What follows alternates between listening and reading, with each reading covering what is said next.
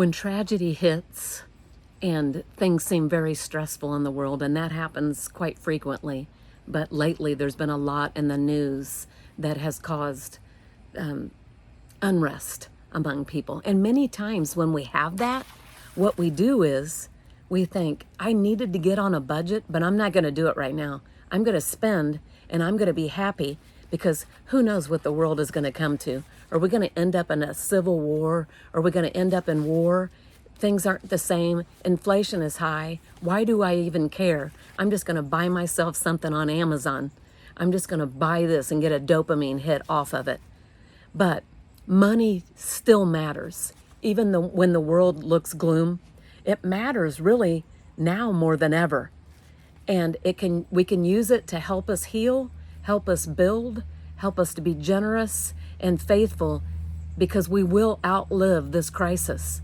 And there's so much more that we can do in our lives when we free up the money and get rid of the invisible noose around our neck called financial stress. Hi, I'm Monica, and I made this channel just to help younger versions of myself and older versions, if they want to, get their finances in order. I wrote a book available on Amazon called Girls Just Want to Have Funds. Funds is with a $sign. 4 financial steps to freedom. I can't speak today. And you know what? I think those steps are pretty easy. But sometimes when we go through crisis in the U.S., which is where I live, we actually think, why am I doing this? Why do I care? And so we put off doing what we know we need to do, whether it be getting our house in order or getting our finances in order.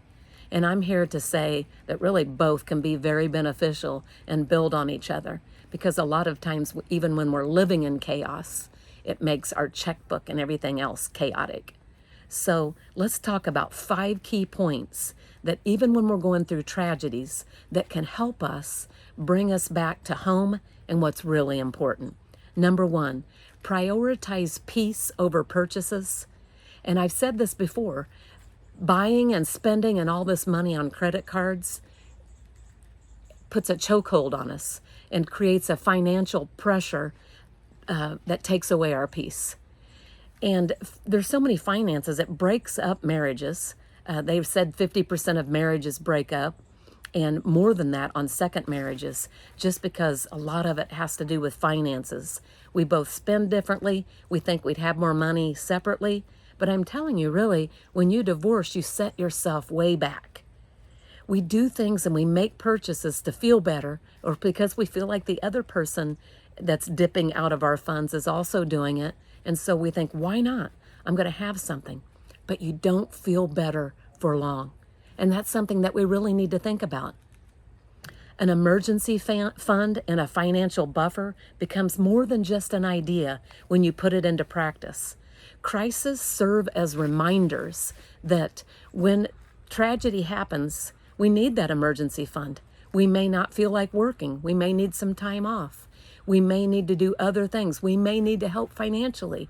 And if we have our own financial crisis, we can't help others. Therefore, it makes us feel double bad because we want to help and reach out and do, but we can't because we're not making our own bills.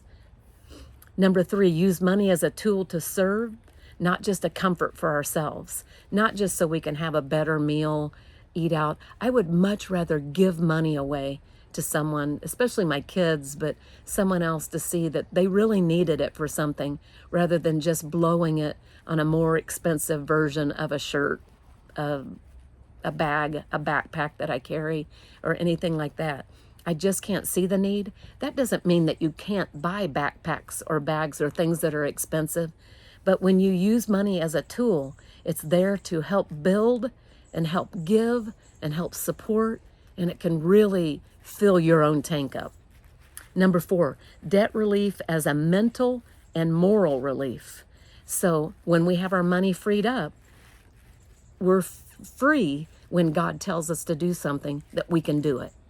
And it can be something very small.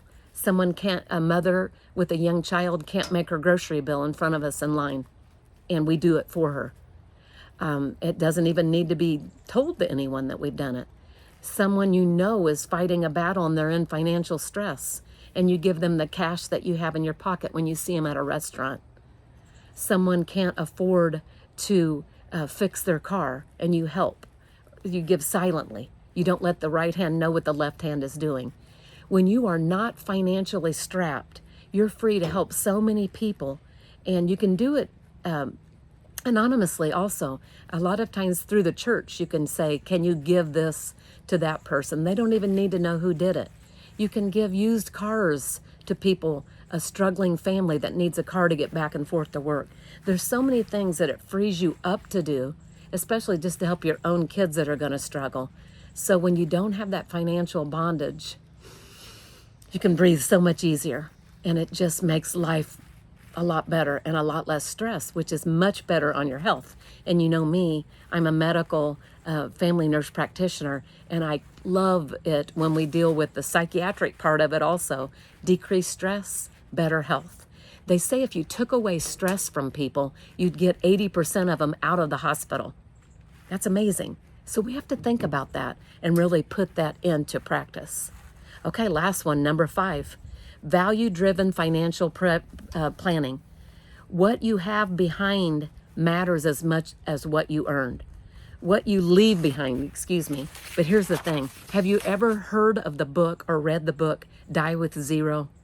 Now, I'm not saying that I advocate for that, but I read the book because now that I'm getting close to retirement, I'm having a trouble saying I'm going to spend now. I've saved and saved and saved for so long. It's really hard for me to say that I'm going to spend. And so I read that, and then I realized, what do you want to do? Leave a bunch of money to your kids? Say if you're lucky and blessed enough to live to 80 and they're 60. Do you want to leave a bunch of money to 60-year-olds that may or may not even need it? Or do you want to help them now? And I think when you help, you also need to make sure, 1, that they're on a budget, 2, that they're spending wisely or don't help, and 3, that you're really helping and not just hurting by buying and adding to more consumer debt. So there's things to look and pray about before you do it, but I don't want to die leaving a bunch to my heirs. If I do, great, but that's not the way I want to do it. I want to use my money and my wealth that I've accumulated over the 30 years of working at the VA Medical Center. I want to use it to help and see what's happening now.